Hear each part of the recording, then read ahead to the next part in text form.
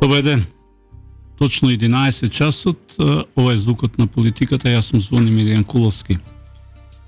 Денеска ќе зборувам со човек кој повеќе или помалку целиот свој живот го посветува на културата, човек кој произлезен од културата и човек кој културно не представуваше во странство, односно во Софија, односно ја представуваше државата и македонската култура во нашиот источен сосед. Она што нормално го прави посебен и е дел од личностите со кои сакам да говорам во емисијата Звукот на политиката, токму е она друга димензија на политиката, поинаквиот звук на политиката кој треба да го доловиме заедно низ овој разговор. Тој е Васко Шутаров, универзитетски професор, директор на културниот центар, Македонскиот културен центар во Софија, поранешен пратеник и човек кој би рекол колумнист, човек кој ги кажува работите, политичките работи низ определена културна призма. Човек со кој ќе зборувам за состојбите со кои се соочува Македонија на политички план, нормално низ неговиот светоглед, односно како он ги доживува и како ги гледа пред овој разговор денеска. Зборувавме за она што се случува и она што се работи за таков човек, она што емотивно го доживува целиот овој амбиент кој деновиве се случува во Македонија, токму околу прашањето на можноста да станите заробеник во сопствената држава. Тоа власта ни го возможи, да имаме заробена држава и да истовремено имаме заробен народ, да не можете да излезете од сопствената држава, не дај Боже да се работи за некои итни потреби и слично, затоа што очигледно е дека некој работи во контекст на промената на името на државата и промената на сето на што промената на името на државата го носи. Очигледно не беше представено онака како што требаш, односно народот беше доведен во илузија. Всушност целото владење, да бидеме реални, во овие 7 години е еден голем фестивал на илузија и театар на, ја би рекол, распад на системот. Точно го доживеавте бујно ова што се случува во контекст на заробувањето на народот, неможноста да извада документи со променетето име на државата. Како ќе го коментирате овој театар на илузија што ни се случува во држава во последните 7 години? И јас најнапред да ви заблагодарам на поканата за гостувањето во вашата емисија, која што и онака ја слушам и ја гледам кога имам можност, но најчесто ја следам. И ми представува чест што сум денес овде. Вие се повикувате според ова воведот што го кажавте на едно од моите последни колумни, а сега ме се надоврзувате интуитивно на она што го пишувам како мој следен текст, како моја следна колумна. Јас освен што се занимавам цел живот, или културата се занимава повеќе со мене, да кажеме, но сум просто дел од културниот живот и во нашава држава и се она што е од култура во светот што ме интересира. Сум и политиколог, најмалку 45 години, не само што читам, туку и сум студирал политика и на основни и постдипломски и докторски студии. Бев и во политика како пракса, бев и политичар, сами спомнавте, бев во собрание, еден период дипломат во Софија.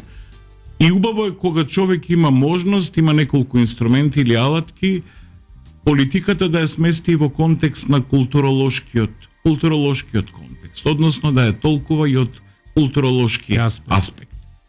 И ако на времето, на мој 18 година, тоа беше длабоко во втората половина на минатиот век, учевме дека политиката е умешност или уметност или вештина за остварување на можното.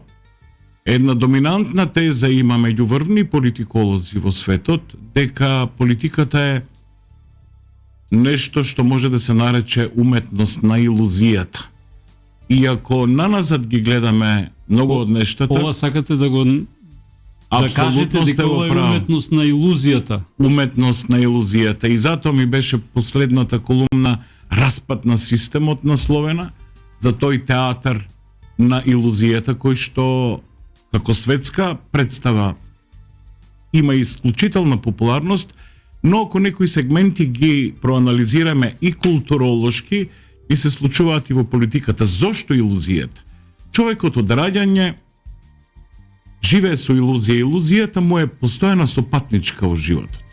Просто од колевка нашите родители, нашите баби или дедовци и ни го всадат тоа дека сме најубави нивни, ние ќе имаме таа потреба во животот да се чувствуваме и добри, и вредни, и силни, и умни, сметајки дека сме совршени, сметајки дека светот околу нас е совршен, но реалноста не е таква.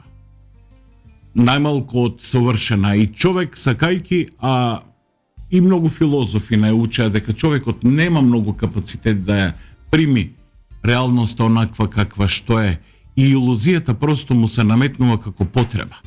Таа потреба основна, за да се направи и себе си да се доживее посовршено, и светот околу себе, и идеите кои што ги застапува, и своите цели во животот, илузијата тука совршено се вклопува, а со илузијата како инструмент работат и уметноста и политиката. Тие се две допирни точки. Да, меѓутоа ова нема врска ни со уметност, ни со илузија. Ова има врска со реалност, која е брутална реалност на распаѓање на еден систем.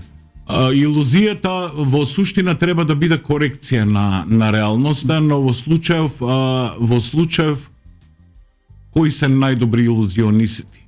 Магионичарите, тие кои што реално се занимаваат. Мислам дека оваа власт може да им парира многу јако на магионичарите, затоа што цело време од кога се дојдени во основа продаваат некоја политичка илузија која нема блага врска со она што го гледаме во реалноста. Да, малку па некој бело глувче среќани носи, па некој кец од ракавите ќе ни извлечат. И во тој случај ние си изгубивме 7 златни години од нашите животи во илузии и во илузија која што како во драмската представа, една од најпознатите во светот, Распад на системот, во кој што не само содржината, целите, смислата, идејата, принципите се распаѓаат, туку се распаѓа и сценографијата. Цел амбиент околу нас се распаѓа. Токму тоа ни се случува во моментот. Ни се случува како во театарот Распад на системот. Токму тоа, сценографијата паѓа. Паѓа и сценографијата. Актерите се точно избрани, зашто ми коинцидира и зашто велам оти политиката и културата е убаво кога можат да се во потрага по вистината да се надополнуваат. Многу од главните јунаци во оваа представа, просто ликовите што ги играат, а кај нас многу случајни ликови изиграа улоги на политичари, без елементарно познавање на политиката како наука, изигра улоги и тие улоги се буквално како во оваа представи многу читана книга Распад на системот за која што пишував. Знаете што ова што ни се случува на светот му се случува во некакви форми. Еве и оваа драмска представа за која што пишуваме на најдобрата традиција на бурлеските во немиот филм, на слепстик и стендап комедиите во Британија. И тие обично се случувале во години кои што се тешки, време меѓу двете светски војни кога биле најпопуларни. И содржината и пораките се исти. Знаете, и во едната и во другата, во тие бурлескни форми, луѓето се смеат на најинфантилни и примитивни нешта. Како браќата Маркс, како Станли и Олио, како Чарли Чаплин, во кои што се случуваат серија од незгоди и во кое што достоинството на главните јунаци е згазнато. И луѓето се смеат на тоа, занимливо им е. Зошто? Меѓутоа ние не се смееме во држава, гледам во последниве денови ја сваќаме целата заблуда на илузиите што ни биле целата заблуда распршени се сите илузии, останавме ова со спуштена завеса за жал.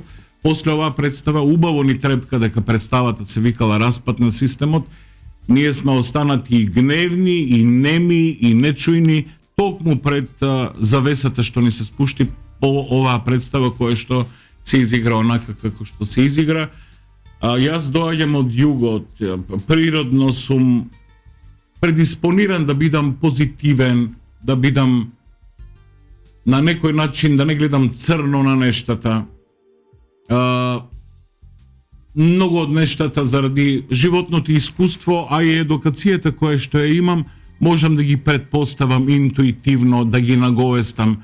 Ова што ни се случи последниот викенд, апсолутниот распад на системот институционален, секаков можен, не натера да бидеме сите гневни до еден. И ние што сме повоздржани и поумерени и по онака што бараме некако причинско-последични причини, не најдовме ни една, освен дека е тоа еден класичен систем на распад, кој што најмалку имаме право, барем ние што ја знаеме политиката, да сметаме од тие случаен. Јас ова не го доживувам случајно. Ова не го доживувам само како некадарност, србите викаат бахатост, неспособност на институциите. Факт е оти нашиви институции во овие 7 години атрофира. Стана како хербариум. Вие паметиме времења што е хербариум. Кога имаме суво цвеќе кое што се суши меѓу листови, имаме чувство, илузија, пеперутки, закачени, невен, сушени, камилица, цвеќиња, билки, и учевме, имавме илузија оти живееме со природата покрај тие хербариуми. Но тоа се осушени само спомени од нешто живо. Такви се денес и нашите институции. Но во овој случај не мислам оти ова е само потврлање класично на МВР. Органите на редот и мирот ни направија нешто што е антипод од тоа. Неред и многу немир. Дали тие го направи или политиката го направи? Ја мислам дека тие се само статисти во оваа представа на илузите што беа планирани.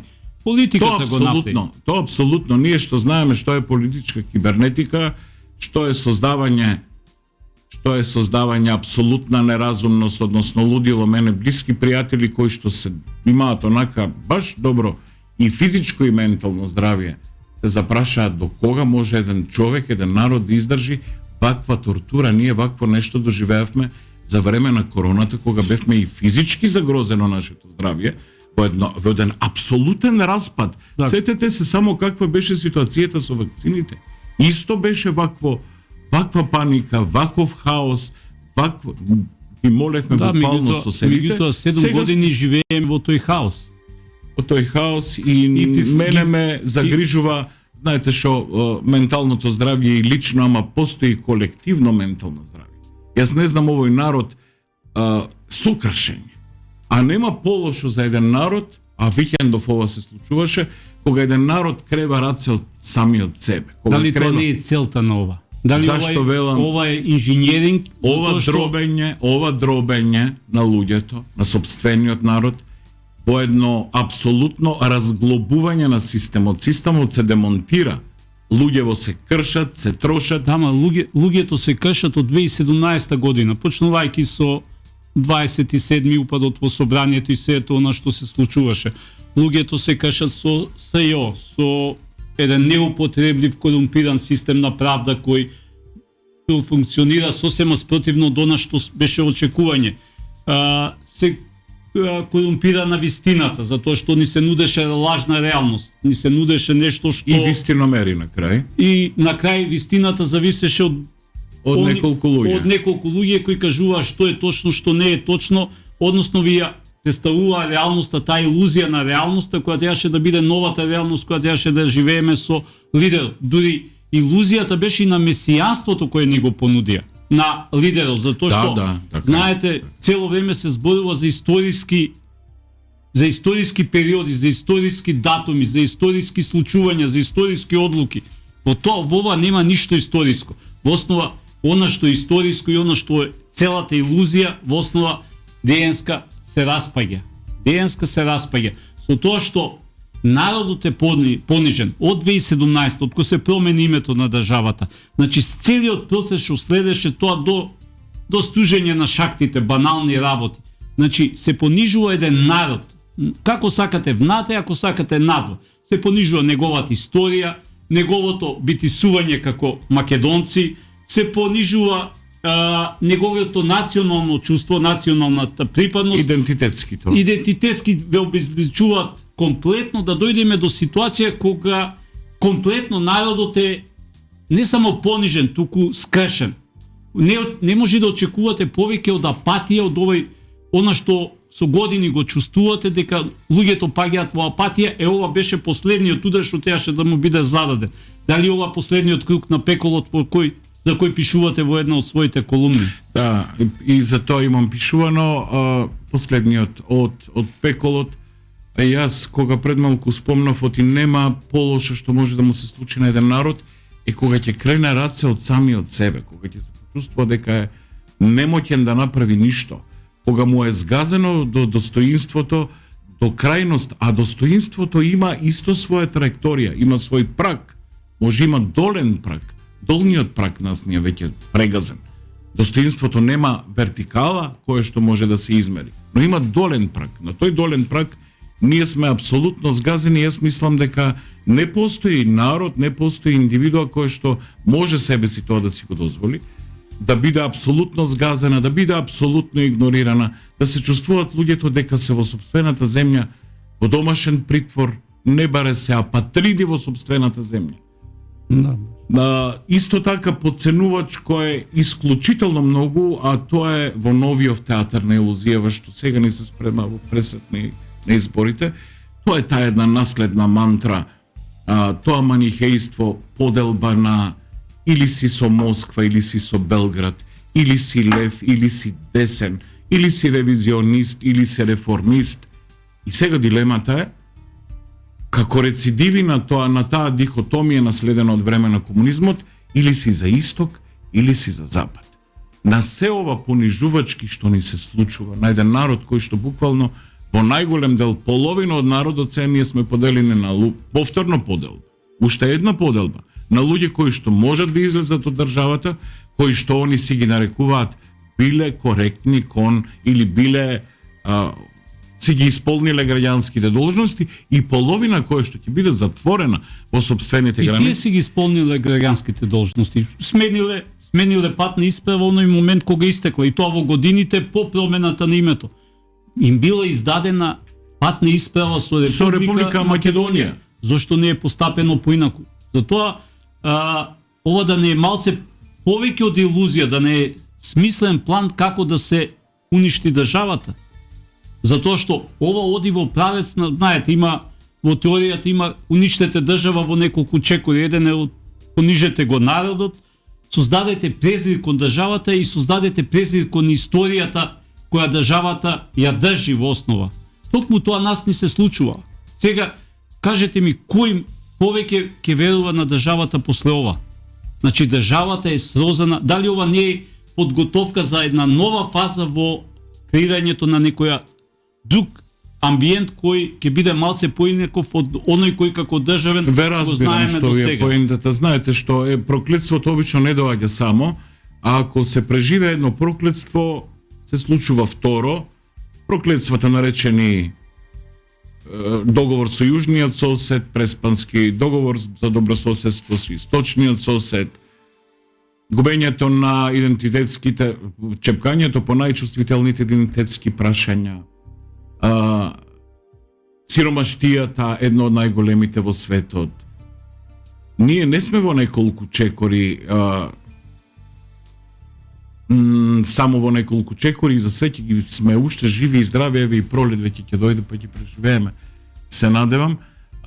Ова е систематско, ова не е случајно. Ова последнава дихотомија на леви или десни, знаете како изгледа тоа. Треба да бидете, никој од нас не е еднодимензионален како човек. Никој од нас не читал ниту само Достоевски, ниту читал само Емили Дикинсон, нити само Елијар, нити само Гете. Ние сме посебно, нашава генерација, воспитувани и образовани во еден космополитски систем образован, во кој што ни беа блиски најдоброто од светската литература, најдоброто од светската музика, најдоброто од светското ликовно сликарство, и за среќа тоа доаѓаше во нашата земја. Сега оваа поделба на лево или десно може да ни е наметнат само луѓе кои што се дводимензионални. Тоа се луѓе без сенка. Ако некој ви наметна дихотомија, или си за исток, или си за запад, а во меѓувреме ве сместил северно, што сме ние? Само правци во светот? Не постои та примитивна. На Ние сме најпримитивните Ние сме географска одредница во основа. одредница, на Сакате како држава, најпримитивните сакате како народ. најпримитивните африкански племиња и држави кои се исцртани со геометриски линии која се кроела картата на Европа, па сигурно и бил некој век наназад. Во 2023 година, во 21 век да се случува ова, мене ми е непоимливо. Ние што бевме космополити по дух, школувани надвор, со едно широко образование, со еден хоризонт кој што ни беше широк колку е широк светот, не стеснуват да се одредиме дали сме за исток или за запад. Не да е тоа небулоза, тоа е толку плитко умно, толку го вреди интелектот, толку го повредува просто човека да треба да се одреди, и ако е тоа суштината на овие избори за досегашна власт, поарно нека се... Ова е мекатизмот на Америка или ако сакате инфобирото на некогашна Југославија. Кога теаше да изберете и страната која ќе биде исправна, не знаете која е исправна, затоа што точно сите повеќе или помалку слушавме музика што доаѓаше од западот, сите повеќе или помалку бевме, сите сме престојувале таму, сме стекнувале образование на запад и одеднаш оние кои се крстеа во истокот, односно во Русија, сега ви ја поставуваат неприродната поделба. Зошто е, професоре, добро кога човек веќе се занимава со политика да има културата во малиот джеб. Вие кога ги гледате ликовите што сега глумат политичари, видите, оти тие луѓе немаат допирна точка ниту со култура, ниту со Западот, а те тераат да избере Запад. Кој ќе ни промовира Запад? Оние што упаѓа во Македонскиот народен театар со навивачка група да го уништуваат. Ако имате култура во себе, вие ги препознавате и ликовите што носат за себе. Културните институции во Македонија. Во распад на системот во кој што цела сценографија падна, се распадна институции, се распадна управи, се распадна сите државни, буквално сите државни органи и тела, они се занимаваат од тоа каде и колку се одронило од Македонскиот народен театар и не го поправија тоа во услови во кои што цела држава и цела сценографија се уште е онакако што на фаза на распаѓање. На фаза на распаѓање драмски. И ништо не е направено. И не само тоа, Универзалната сала секој ден си ја гледаме, подсетува како руглоградско едно. И тоа каде е културата наша отидена. Професори, и тоа не е случајно. Значи, за универзална сала секој од нас барем по едно убаво сеќавање не врзува. Дали младите за Златно славење, дали повозрастните за джез фестивал, дали за поп култура, дали за било кој настан универзална, нас не подсетува на нешто убаво од нашите животи. Убаво сеќавање. Кога го гледате тоа ругло, Карши, кафетерија Брос, Карши кафетерија Брос, кога го гледате тоа ве подсетува од вие во меѓувреме треба да заборавите на вашите сеќавања. Тоа е една исто така многу индикативна работа, што нас ни се брише сеќавањето во меѓувреме. Ако се сетите, ние почнавме да забораваме наши големи датуми, ние почнавме да забораваме, да се вратам апропо универзалната Народна универзитетска библиотека. Да. Кога се основала државата, прво и текнало да формира филхармонија, Народна универзитетска библиотека, театар. Во исто време точно тие институции што биле символи, столбови на нашата државност и народ не се разронуваат само, се распаѓаат. Или поминете покрај Ману стана на некој начин ругло. Да. За жал, значи, освен што се распаѓа, заради тоа што треба, најтешко е духот на народот да скржи. Кога ги распаѓаш институциите, го распаѓаш системот, но духот, македонците ги крепи духот. Да, тоа е последната. Најмоќното и најсилното што успеало след толку векови роб, духот. Сеќавањето и удирањето по сеќавањето е точно тоа, да се разрони и духот. И ама има нешто што е многу интересно. Некој во државата има страф од паметење, тоа е апсолутно. Тоа е апсолутно процес. Тоа ни се случува, да кажеме, и во поглед на историјата, и во поглед на поновата историја после војната. Тоа ни се случува на историјата по независноста на македонската држава. Еве 2001 година. Еве да тргнеме од последните наши немирни години во кои што беше прашање дали ќе се биде или нема да се биде. Се е под тепих и се е ставено на заборавање. Но, како да ви кажам, секој умен човек ќе ви каже, ако не успевате да се сеќавате, како тоа ќе се проектирате во иднина, за недела, за месец, за 2, за година, за 50 години. Тоа нашата дипломатија барем треба да го знаат. Тоа треба да го знаат барем луѓето кои што креираат политики. Тоа треба да го знаат луѓето на кои што им смо довериле. Може би не им одговара да паметиме. Затоа што забораваме луѓе од историјата. Ај што забораваме историски датуми, мислам. Тоа веќе стана вообичаено затоа што некому му се бендисувало или не му се бендисувало историјата онака како што е или каква што сака да не ја представат, меѓутоа забораваме луѓе токму од културната фела кои дале придонес за афирмацијата на овој народ, на неговата посебност и неговиот идентитет.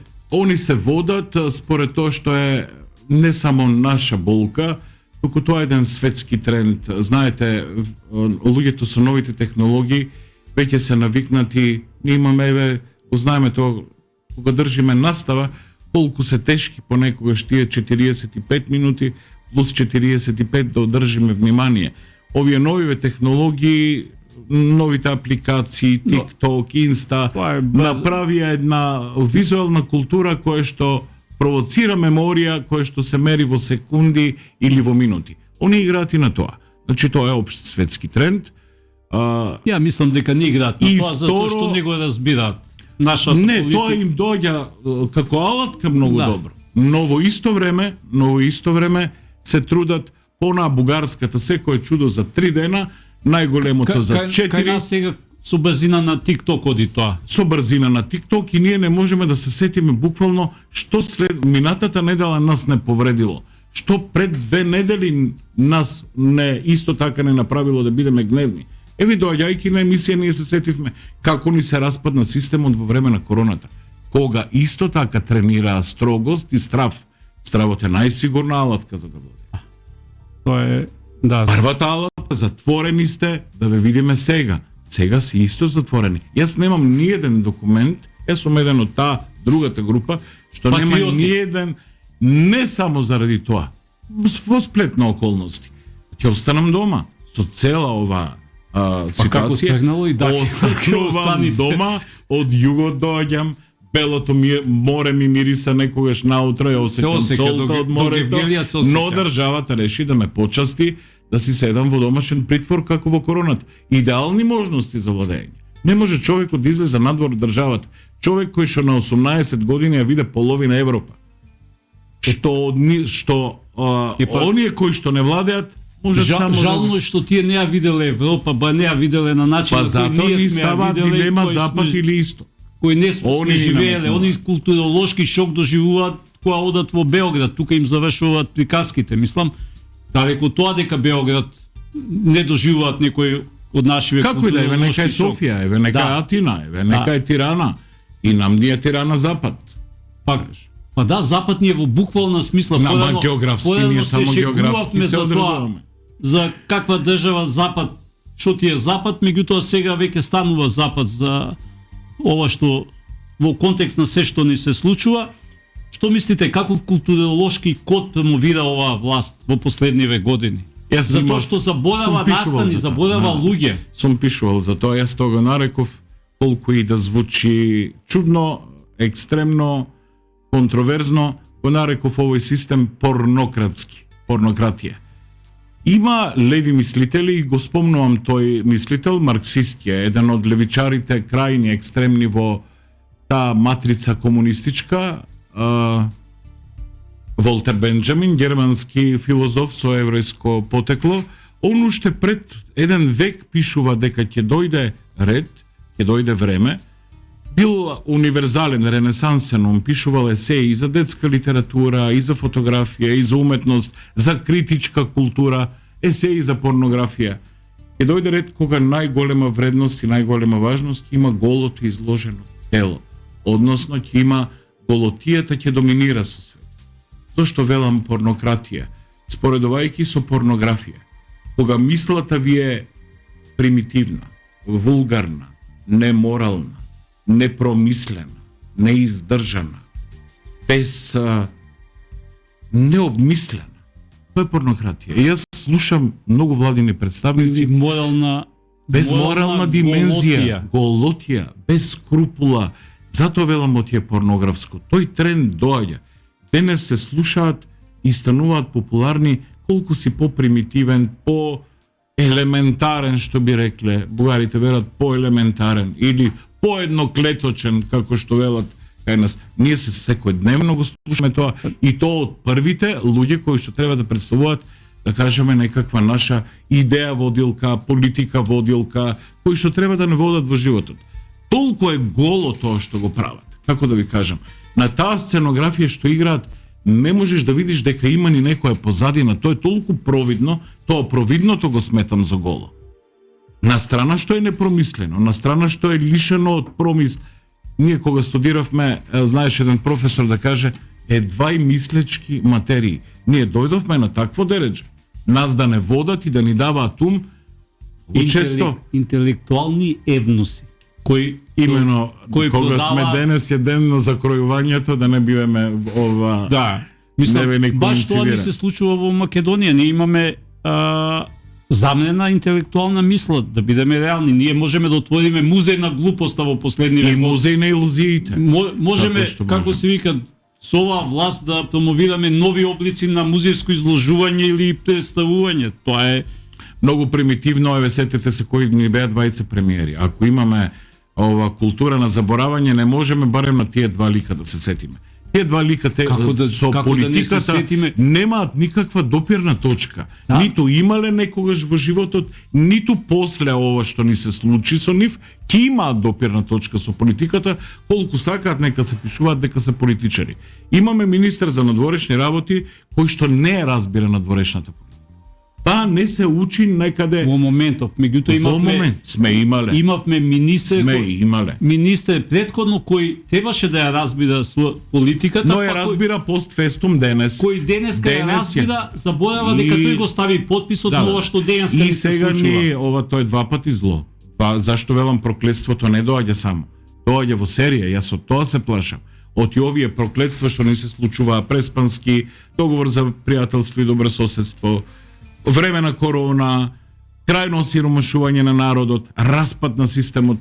Сметам кој ќе тргне надолу, некој што тргнува скрос надолу. Сартер пишуваше дека пеколот се случува некаде на другите. Не, треба да разбереме дека ние сме во моментов во пеколот и тој пекол не ни е случаен. И за тој пекол не смееме само да ги осудуваме другите. Ние факт сме дека од која постоиме, живееме во оваа географска средина, најмали и притиснати од сите страни. Но што е најлошо, почнуваме да личиме на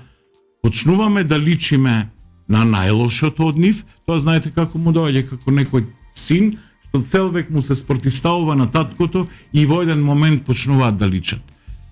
Тој пекол нам што ни се случува дома е во меѓувреме заради тоа што попримивме многу од тоа што не требаше од нашите соседи, спротивставувајќи им се, но сметам дека, убеден сум, дека ако треба да наоѓаме причини, зошто ние така, треба да си ги бараме најнапред меѓу нас. Не, имаат име и презиме. Имаат име и презиме, апсолутно се согласувам. И тука немам дилема. Апсолутно.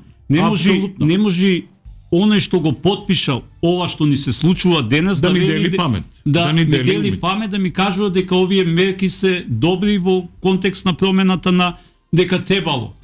Имал можност, бил дел од владеачката структура. Западот кој што го промовираат и демек толку многу го сакаат, на такви ги остава, им ги затвора устите за цел век, да се седат мирно, да си тераат пензија, да си тераат еден живот и никаде не им се дава некаква посебна јавност, но кај нас еве успева, се уште добиваат јавност луѓе кои што ни го донесоа или не донесоа на ова дереđа на кое што сме денес, за жал.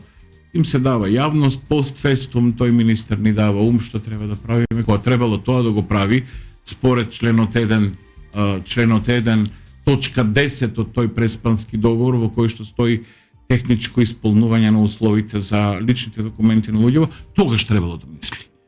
Имал сите можности, ако не знаел да праша, да ангажира. Да мислел немаше да го потпише тој договор. Да бидеме реални, немаше да го потпише ни другиот договор кој сега го напаѓа како пречка за влез во Европската унија. Мислам, тој стои, не дека тој договор не е познат, дека не се преговарало во Министерството за надворешни. И затоа не тој го смееме. потпиша. Не смееме да забораваме. Не смееме да забораваме, никако. народот не смее. Ова не сме да се заборави затоа што ова води кон дезинтеграција на државата. Ова е многу посериозно од она што луѓето точно ќе останеме во државата заробени. Меѓутоа ова води во некоја нова фаза која ќе биде дезинтегративна многу повеќе од она што претходно ја доживеавме. Новото проклетство, ако не сакам просто ни да го изговорам, значи едно ако доаѓа, ако го преживееме, второто, зашто мислам оти не е се ова случај, ова дробење, ова разглобување на системот. Тоа што кажете, духот на народот да се скрши, да се скрши. Пред некој ден баш Хана Аренд ја ставив на Фейсбук, после се што се случи со возачките, со пасошите, со личните карти, напишав еден статус многу познат е, на сите јазици се преведува, но за чудо на македонски го нема. Не е проблемот во тоа што луѓето стануваат, кога постојано ги лажете луѓето, тие веќе не се загрозени толку од вистината или од лагата. Вие точно им го разбивате моќта за расудување и моќта за размислување. Кога се нон-стоп изложени на лага, луѓето креваат раце од се. Не ја губат моќта за акција, но губат моќта за да судат и да мислат. Они се абстрахираат од се. Зошто ова ми вели и наговестува дека не е случајно? Ги следам најновите анкети за пресед на пролетните избори. Еден многу висок процент, прилично висок процент на луѓе се одредени и очигледно опозицијата дека ќе треба да донесе нешто ново и да го заврши овој низ на проклетии кои што не се случуваат, но еден многу респектабилен дел се изјаснуваат или оти не знаат, оти нема да излезат и не се изјаснуваат за кого.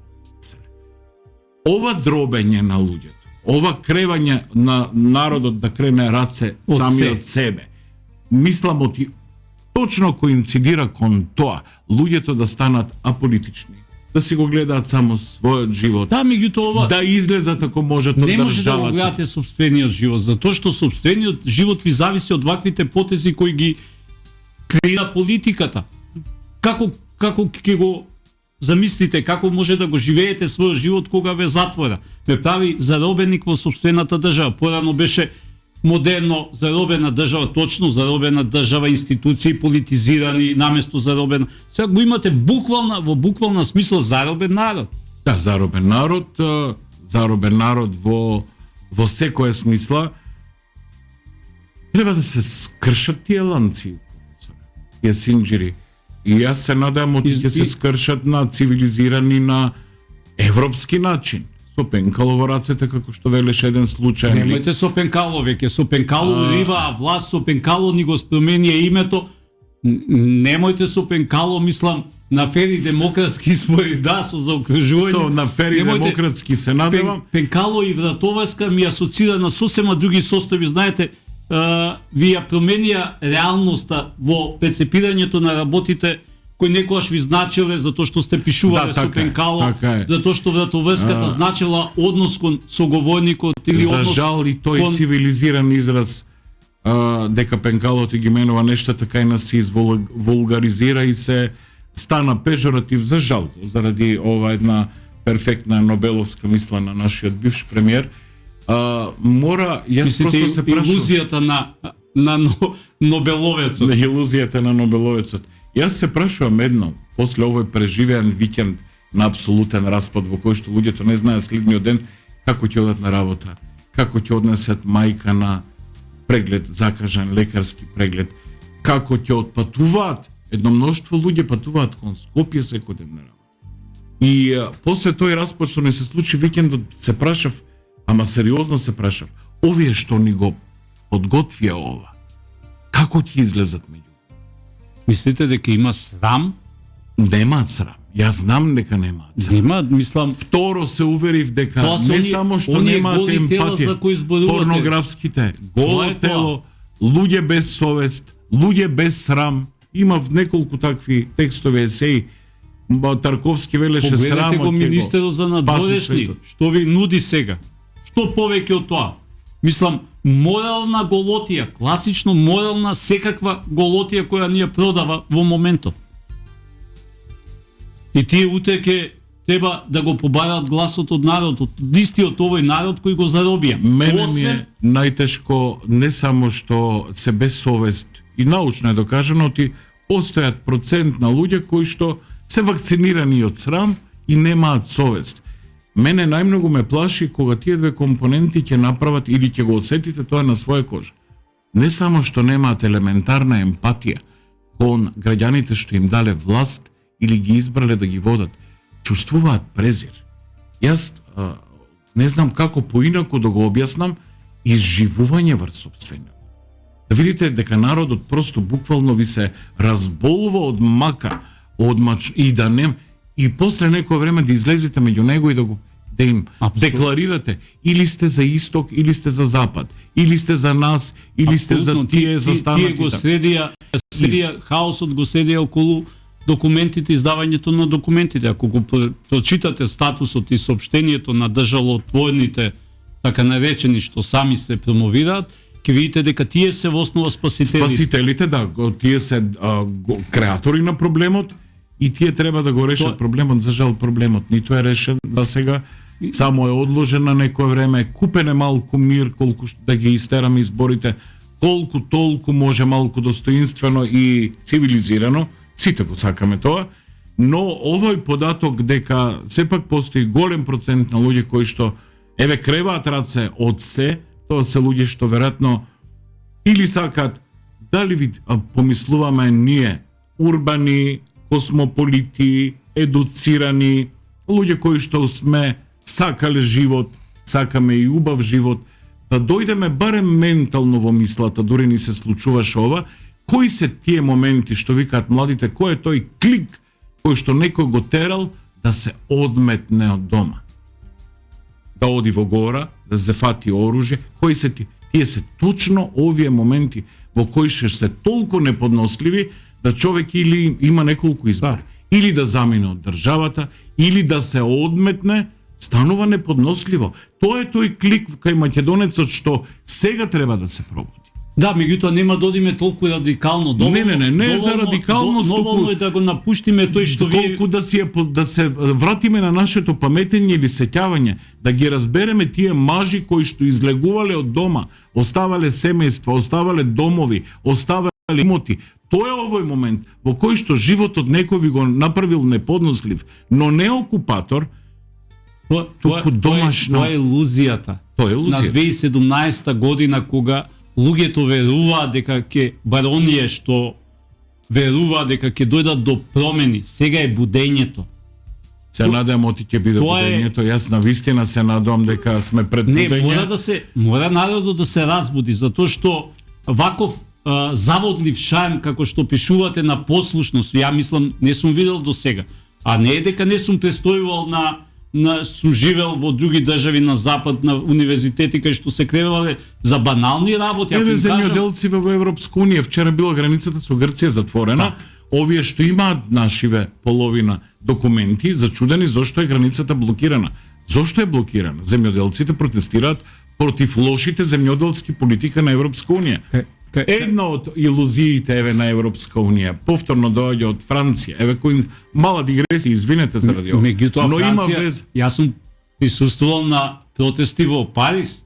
Да знаете, и тоа студентски протести кај што се протестирало многу сериозно, кај што кај нас ова што им се случува на студентите у многу поблага форма се 68, 69 беше најавена во Париз. Студентите излегува на улици. Радикални. Така што радикални баре. Меѓутоа, кај нас дали власта ги научи луѓето дека треба малку виткање кичма не е виткање кичма, малку молчење не е молчење. Дали ги научи на малку? Ние дури се повикавме оти сме најдобри кога имаме камшикар над нас. Апсолутно. Ние дури повекувавме и камшикар да ни дојде. И изгледа оти они се способни. Пазете, јас мислам оти тоа е веќе во некаков многу лошо е да се каже, но тоа наследство од време на комунизмот, преку тоа директно наследство како начин на владење, како културен образец во кој што живеат тие луѓе цел век подготвени да работат по директиви на некој од надвор. Точно. И тоа се пресликува. Белград Они само го снема. така функционира. Белград го снема Они сега. се дома дводимензионални.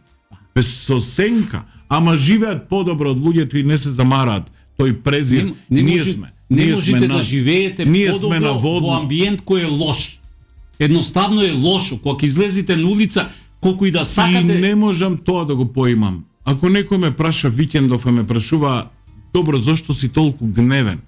Јас не живеам лошо од екзистенцијална гледна точка. Јас можам да си приуштам и патување, и седнување, и другарување, и излегување од дома, далеко од тоа дека сум екзистенцијално загрозен. Не ми е добро. Не се чувствувам добро. Може да се Кога ништо околу мене не е добро. Но не сум вакциниран од тој срам и од таа совест. Не чувствувам презир кон блиските, за да ми биде сеедно. Така да, што спомнавте, се надевам, еве, со природата, со пролетта, обично и доаѓа будење, навистина се надевам оти тој висок процент на луѓе кои што сакаат со се во ова да го натерат да се аполитизира, да биде незаинтересиран, да крене раце од се, со таа лошата и најлоша теза, убаво смислена, сите се исти. Не може да бидат сите исти. Ако некој осетиме, почувствуваме дека стварно знае да препознае надеж, ние на крајот на краиштата секако ќе се убедиме, зборувавме и почнавме со илузијата. И уметноста и политиката се илузии. Но во политиката и илузијата некогаш е привид, некогаш е измама.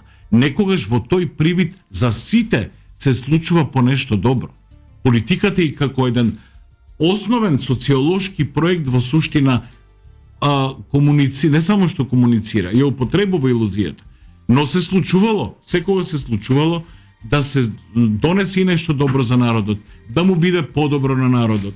Ако не, во некого се препознае надеж, се надевам дека во пресред на пролетниве избори ќе препознаеме надеж, еве денес се распишуваат претседателските избори, се надевам дека во понудата кај некого ќе препознаеме надеж, искрено се надевам, и дека тој број на луѓе кои што во моментов покажуваат неинтерес кон политичките случувања, дека ќе се разбуди тоа чувство дека само од нас зависи.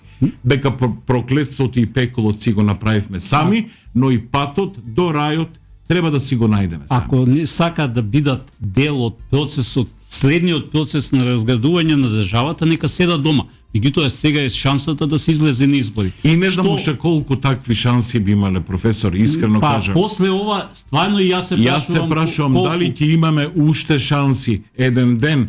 Секој од нас може да го доживее животот до крај и пристојно и да му биде убаво, да живее во некаква илузија, оти живее не знам како, но во суштина, ако сте во една држава која што не функционира, ако сте во една држава во која што имате едно такво двојство од власти, такво кабадахинство, да чувствувате дека апсолутна неодговорност, исто во ова, илузија дека има апсолутна неодговорност има. 7 години ние не почувствувавме, барем кај еден од владините партнери, оти постои чувство на одговорност за било што.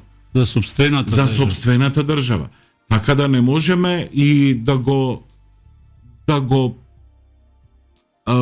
не се соочиме со овие избори, со вистински избор кој што би донел промени. Да се соочиме. Заради тоа што не знам уште колку можности и шанси ни се оставени за да можеме да преживееме.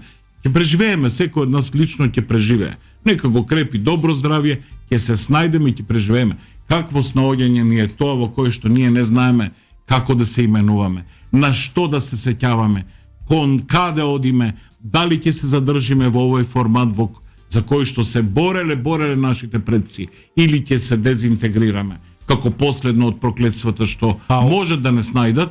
Така да тоа би била следната фаза, ако не успееме со овие избори да нешто да промениме или да ставиме брана на тој процес и ќе не снајде тоа што не сакам да звучиме песимистички, не по-песимистички од тоа дека погледнете целиот процес, мислам точно она што и го кажавте, постои свесност во процесот. Не е случаен процесот. Не. Ова е политичка кибернетика, професоре, ние сме го знаеле тоа. Погледајте Со го. подизведувачи, со луѓе кои што треба да се најдат случајни ликови. Погледајте како тонеме во образовниот процес, велат не ви треба атомска бомба за да уништите едно Една општество. држава, Апсолутно. Ви треба лошо образование, ви треба луѓе кои се снаоѓаат во образовниот процес, кои ќе се обидат да се снајдат и во своите професии. Велат така пациентите умираат на рацете од таквите доктори. Градежниците им паѓаат зградите, мостовите, него аутопатот, видете го до кај премокрит од таквите инженери. Железничкава линија, Апсолутно. Гевгелија, Солун, Скопје, кој што постои век и Токму од пол. таквите, значи кога го рушите образовниот, она што треба да биде столбот на општеството, ќе добиете економија која е ваква, кај што парите си одат, корупција, затоа што како се вика, судовите не судат со такви образовани Аномија, личности. ние знаеме дека во социологијата тоа се вика И ќе ви аномија. се случи корупција у политика, корупција на системот, корупција во животот, корупција во сите сфери и корупција во културата, затоа што ние даваме пари за културни настани во друга држава. Значи, имаме комплетно разградување кое во процес, кој ако не го спречиме со овие избори, ако не излеземе масовно да го дадиме својот глас, без оглед, далеко тоа, дека имам намера да им кажувам на граѓаните што да прават и како да прават. затоа што тоа е лично, Но да личен избор. предупредуваме. Меѓутоа, Знаеме политика, се разбираме, знаеме да се оти имаме, немаме уште многу шанси да го задржиме она малку што ни остана и од кожа можеме да направиме нешто што ќе ги наизведе и нас и генерациите после нас во нешто што се вика нормален и здрав живот. Заради тоа што заради тој нормален и здрав живот, недостатокот на тој нормален и здрав живот не ја испразни државата. И образованието наше не само што е исто така систематски уништувано, испразнето, тоа не е уж тиедот паралелно тие два процеси. Ние ќе се соочиме со еве слушавте за гостивар колку средношколци и ученици меѓу две полугодија си заминале родители. Може би ова со документите е токму тоа, да се спречи селувањето од Македонија. Да бидат. Ама еве и тука имаме вака, може би колку има е луцидно тоа. Може би има смислено. систем во ова. Да, е си го луцидно. задржиме народот Некој во време, еве Македонија. до 31.12 до крајот на годината. Шега на страна и убаво е што имаме чувство за хумор во вакви ситуации кои што само во хумористични гротескно сме. кое што ни се случува. Но образованието го спомнавте, убаво би било освен што ќе се грижиме или би се грижеле, се надевам, во таа последна шанса наде што сега ни се појавува. Или нека едно од последните, да го застанеме образованието на нозе, да го вратиме квалитетот. Јас предавам, во образованието треба се најдат луѓе кои што сакаат, тоа е најблагородната работа на свет, да предаваш и да даваш и да вгнездуваш знаење. Она што си го работел цел век, да успееш да го всадиш по млади, чувствителни суштества кои што уште се формираат како личности и со тоа да даваш љубов. Толку е едноставно.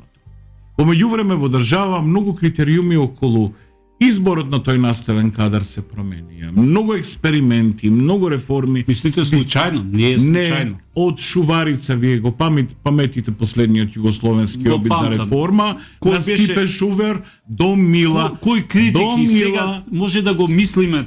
Царовска, ние сме од една во друга, во трета експериментална фаза во која што наидуваме за жал на студенти со се помалку и помалку општо, солидно, широко образование.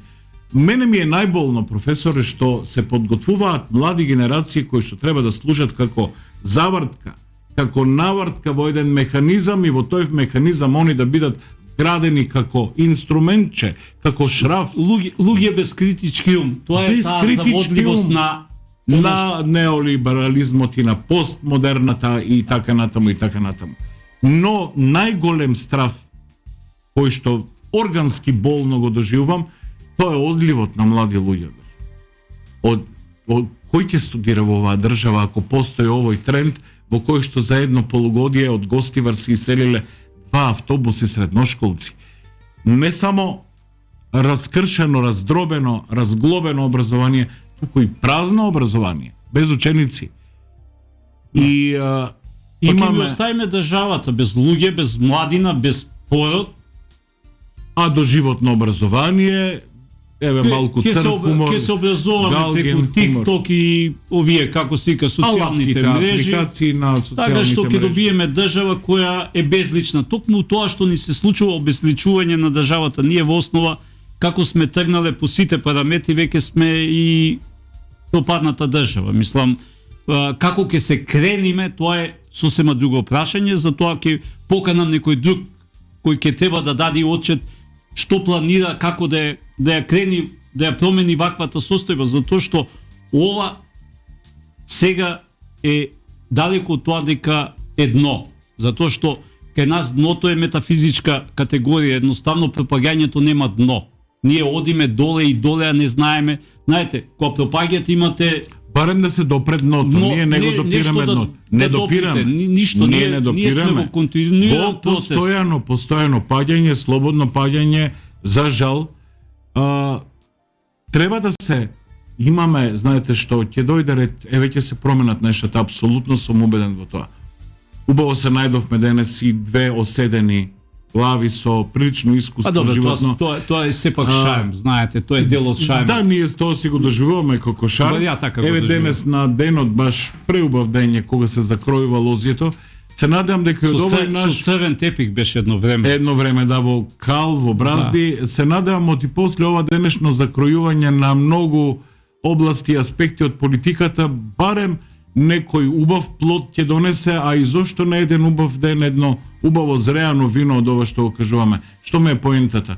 Кога се закројува и се носи надежта со нови генерации, убаво ќе е да прашаат луѓе кои што знаат како. Ние што знаеме како, колку и да звучи нескромно, сме на апсолутните маргини во државата.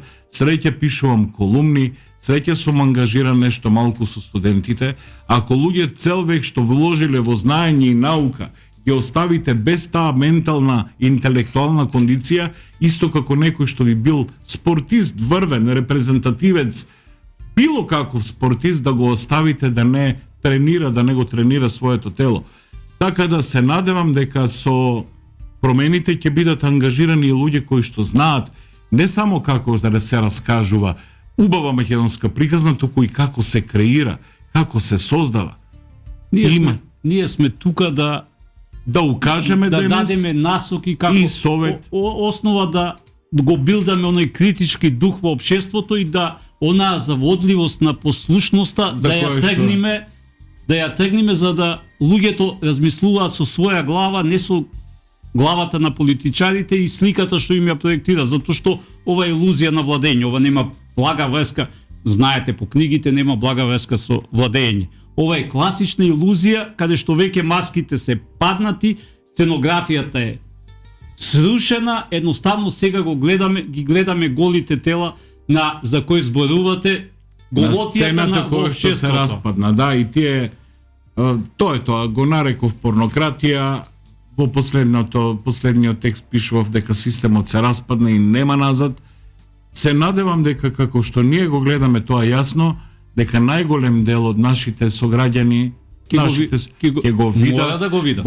Ако затоа не што го следното видат, што ќе го видат ќе биде пострашна слика него ова што денеска ја доживува. Се надевам дека исто органски гневно го чувствува како што го чувствувавме ние викендот, како што го чувствувавме за време на короната, како што чувствувавме дури гореше модуларната болница во Тетово, како што го чувствувавме кога гореше наш автобус во Бугарија, како што го чувствуваме заради тоа што никој за тоа не одговараше.